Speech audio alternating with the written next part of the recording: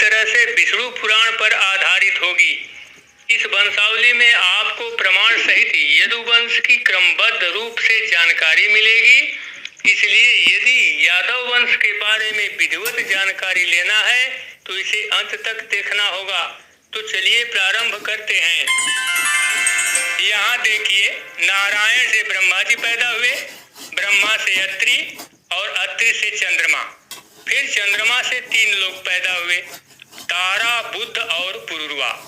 इसके बाद पुरुरवा की पत्नी से 6 लोग, आयु, सुतायु, सत्यायु, रथ, विजय और जय पैदा हुए। और इनमें से आयु की पत्नी प्रभा जो राहु की कन्या थी, उससे 5 लोग पैदा हुए, नहुष, छत्रवृद्धि, रंभ, रजि और अनेगा।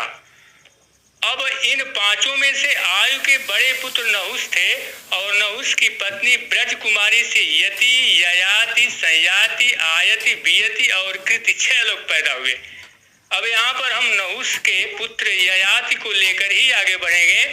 यहाँ पर देखिए, राजा ययाति की 2 पत्नियां थी। पहली पत्नी का नाम देवयानी था जो शुक्राचार्य की बेटी थी, और ययाति की दूसरी पत्नी का नाम शर्मिष्ठा था जो वृषपर्वा की कन्या थी। मित्रों, इसी राजा ययाति की दोनों पत्नियों से कुल 5 महाप्रतापी पुत्र पैदा हुए, जिनका वर्णन ऋग्वेद में मिलता है, जिन्हें ऋग्वेद में पंचजन्य पुरुष कहा गया है। इसलिए यादव आधुनिक क्षत्रिय नहीं बल्कि पौराणिक और वैदिक क्षत्रिय हैं, जिनका वर्णन वेदों और पुराणों में मिलता है। अब आगे देखिए, राजा ययाति के दोनों पत्नियों में देवयानी के 2 पुत्र यदु और तुअर्सु पैदा हुए, और ययाति की दूसरी पत्नी शर्मिष्ठा से द्रह्यु, अनु और पुरु पैदा हुए। मित्रों, ययाति के इन 5 पुत्रों से 5 महत्वपूर्ण वंशों की उत्पत्ति हुई। जैसे ययाति की पहली पत्नी देवयानी के प्रथम पुत्र यदु से यादव वंश तथा इनके दूसरे पुत्र तुअर्सु से यमन वंश बना, उसी प्रकार से राजा ययाति की दूसरी पत्नी शर्मिष्ठा के 3 पुत्रों से, जैसे द्रह्यु से भोजवंश, अनु से मलेक्ष वंश और पुरु से पौरव वंश बना। अब यहाँ पर ध्यान देने वाली बात यह है कि इन 5 पुत्रों में से हम यदु को लेकर ही आगे बढ़ेंगे, जहाँ पर यादव वंश के महान राजाओं सहित भगवान श्री कृष्ण तक पहुँचा जाएगा। इसलिए मैं सभी यदुवंशियों से निवेदन करता हूँ कि इस वंशावली को ध्यान पूर्वक अंत तक देखें, ताकि किसी को किसी भी प्रकार का कंफ्यूजन न रह जाए, क्योंकि जो भी चीज मैं बताऊंगा वह सब प्रमाण सहित रहेगा। तो हम इस यादव वंश की वंशावली को आगे बढ़ाते हैं। यहाँ देखिए, ययाति के प्रथम पुत्र यदु, जिनसे यादव वंश बना, इनके शस्त्राजित, कोष्ठा, नल और रिपु 4 पुत्र पैदा हुए। इन 4 पुत्रों में से हम विशेष रूप से यदु के दूसरे पुत्र कोष्ठा को ही लेकर आगे बढ़ेंगे। यहाँ देखिए, राजा कोष्ठा से यदु वंश में एक उपवंश कोष्ठा वंश बना। इस वंश के प्रमुख राजाओं की सूची है, जिन्हें आप ध्यान से देखें। इस सूची में 13वें नंबर पर राजा विदर्भ हैं। ये वही राजा विदर्भ हैं जिन्होंने विदर्भ राज्य की स्थापना की है। इसी राज्य में भीष्मक नाम का एक राजा थे, जिनकी पुत्री रुक्मिणी थी, जिसका विवाह भगवान श्री कृष्ण से हुआ था। अब आगे देखिए, राजा विदर्भ के 3 पुत्र कृथ, कौशिक और रोमपाद हुए, जिसमें हम थोड़ी सी चर्चा करेंगे रोमपाद की। विदर्भ के तीसरे पुत्र रोमपाद से भब्रू पैदा हुआ, भब्रू से कृति, कृति से कौशिक और कौशिक से राजा चेद पैदा हुए, जिसने चेद वंश की स्थापना की। इसके बाद चेद से दमघोष पैदा हुए। इसी दमघोष का विवाह श्री कृष्ण की बुआ सुतश्रवा यानी वसुदेव जी की बहन से हुआ था, जिससे शिशुपाल पैदा हुआ, जिसका वध भगवान श्री कृष्ण ने किया, जैसा कि सभी लोग इस बात को जानते हैं। अब हम विदर्भ के प्रथम पुत्र कृथ को लेकर आगे बढ़ते हैं। यहाँ देखिए, कृथ के पुत्र कुंती और कुंती के बाद क्रमशः पुत्रवार राजाओं की सूची है। इस सूची में सबसे महत्वपूर्ण राजा सत्वत हुए, जिन्हें भीम सत्वत भी कहा जाता है। भीम सत्वत के 7 महाप्रतापी पुत्र हुए। भाजी यानी भजन, भजमान, दिव्य, देवावृद्ध, विश्री, अंधक और महाभोज। इन 7 पुत्रों में से 2 पुत्र अंधक और विश्री अति महान थे।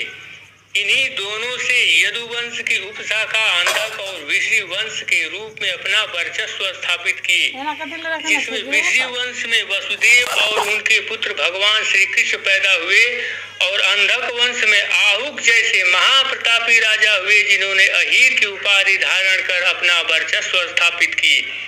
इस अंधक वंश में कंस तथा कृष्ण की माता देवकी पैदा हुई।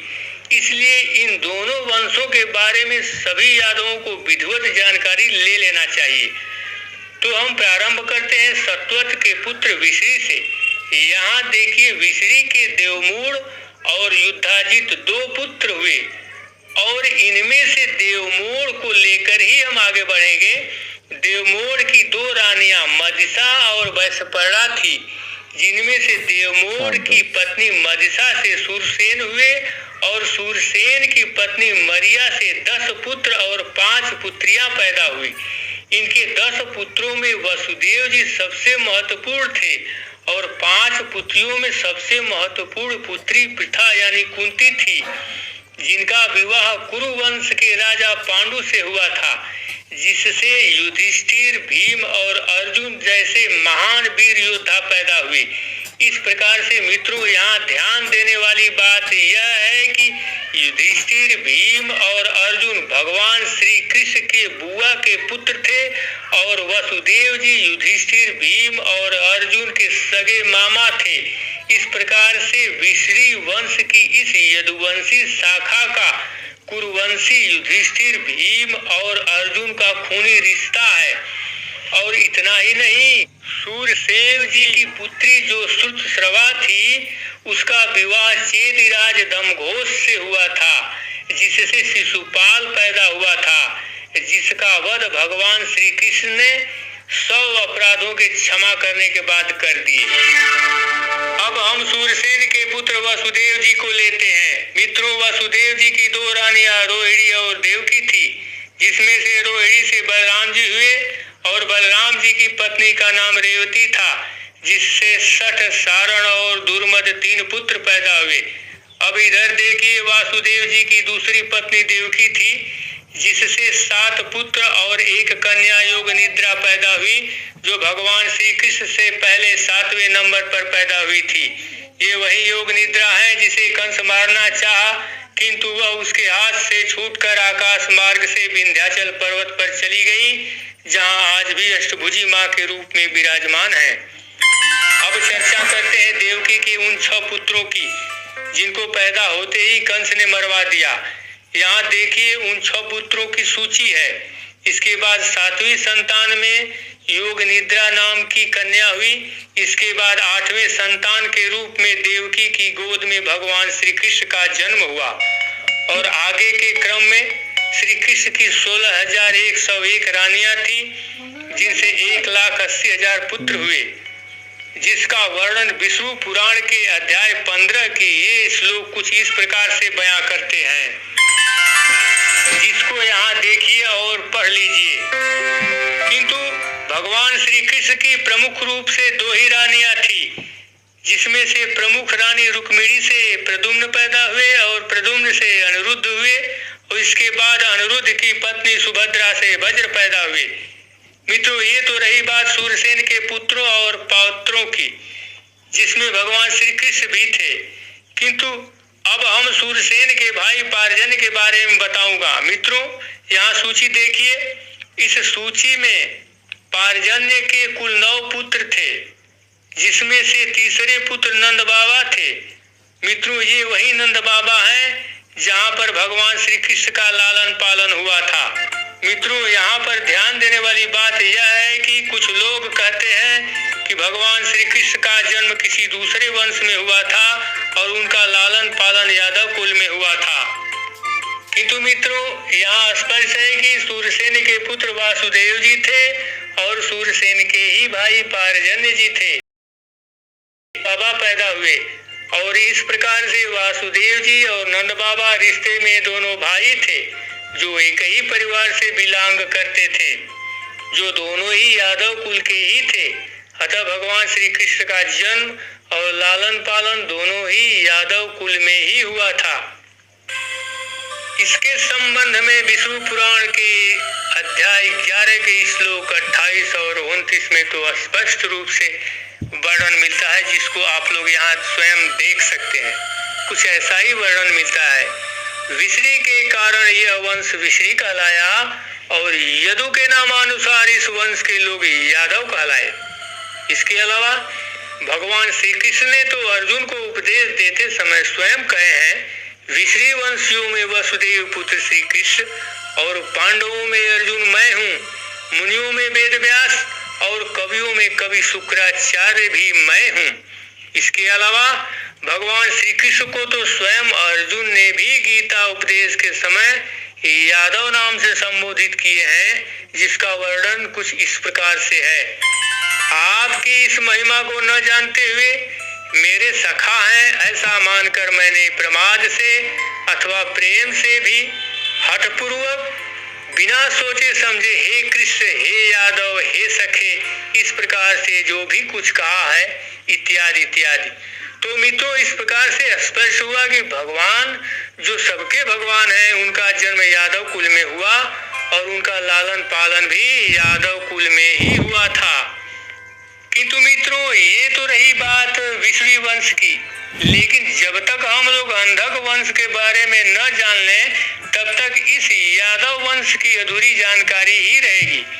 तो मित्रों, इसके पहले आप लोगों ने जाना कि सत्वत के 7 पुत्रों में विश्री और अंधक 2 महान पुरुष थे, जिसमें विश्री के बारे में आप लोगों ने जाना। अब हम सत्वत के पुत्र अंधक के बारे में बताऊंगा, जहां पर आप लोगों को कंस और उसकी बहन देवकी मिलेगी। यहाँ देखिए, अंधक के 4 पुत्र कुकुर, भजमान, सुचिकंबल और वहिर्ष थे। इनमें से अंधक के बड़े पुत्र कुकुर के नीचे क्रमशः पिता पुत्रों की सूची है। इस सूची में तंबरु के 2 पुत्र मित्र और अनु हुए, जिसमें से मित्र के आनक दुंदुभी और आनक दुंदुभी के अभिजीत हुए और अभिजीत के पुत्र पुनर्वसु हुए और इसी पुनर्वसु के महाप्रतापी पुत्र आहुक थे, जो अहीर की उपाधि धारण करते थे। यहाँ ध्यान रहे, अहीर की उपाधि केवल यादव ही धारण कर सकता है। इस पुनर्वसु की एक कन्या भी थी, जिसका नाम आहुकी था। अब आगे चलते हैं। महाबलशाली आहुक के 2 पुत्र अग्रसेन और देवक हुए, जिसमें अग्रसेन के 6 पुत्र और 4 कन्याएं थी। इनके 4 पुत्रों में एक पुत्र कंस था, जिसे सभी लोग जानते हैं, और इनकी पुत्रियों की सूची ये है, जिसे आप लोग देख सकते हैं। अब इधर देखिए, आहुक के दूसरे पुत्र देवक हैं। इनको 4 पुत्र तथा 7 पुत्रियां थी। इन 7 पुत्रियों का विवाह वासुदेव जी से हुआ था, जिनमें से देवकी के गर्भ से भगवान श्री कृष्ण का जन्म हुआ था, जिनका वर्णन पीछे किया जा चुका है। इस प्रकार से अंधक और विश्री वंश में खूनी रिश्ता का संबंध है, जो सभी यदुवंशी ही थे। किंतु मित्रों, यह यादव वंश इतना विशाल है कि इसे एक छोटे से वीडियो में पूरी तरह से वर्णन कर पाना असंभव है, क्योंकि इसकी विशालता के बारे में विष्णु पुराण के अध्याय 15 के ये श्लोक कुछ इस प्रकार से बयां करते हैं, जिसे आप लोग स्वयं देख सकते हैं। जो गृहाचार्य यादव कुमारों को धनुर्विद्या की शिक्षा देने में तत्पर रहते थे, उनकी संख्या 3 करोड़ 88 लाख थी। फिर उन महात्मा यादवों की गणना तो कर ही कौन सकता है, जहाँ हजारों और लाखों की संख्या में सर्वदा यदुराज अग्रसेन रहते थे। तथा देवासुर संग्राम में जो महाबली दैत्य गण मारे गए थे, वे मनुष्य लोक में उपद्रव करने वाले राजा लोग होकर उत्पन्न हुए। उनका नाश करने के लिए देवताओं ने यदुवंश में जन्म लिया, जिसमें कि 101 कुल थे। उनका नियंत्रण और स्वामित्व भगवान विष्णु ने ही किया। वे समस्त यादव गण उनकी आज्ञा अनुसार ही वृद्धि को प्राप्त हुए। इस प्रकार से जो पुरुष इस विश्री वंश की उत्पत्ति के विवरण को सुनता है, वह संपूर्ण पापों से मुक्त होकर विष्णु लोक को प्राप्त कर लेता है। मित्रों, इस विशाल यादव वंश को मैंने एक छोटे से वीडियो के माध्यम से जानकारी देने का जो प्रयास किया, यदि यह जानकारी अच्छी लगी हो तो इसे सभी लोगों तक पहुंचाने का नेक काम अवश्य करिएगा।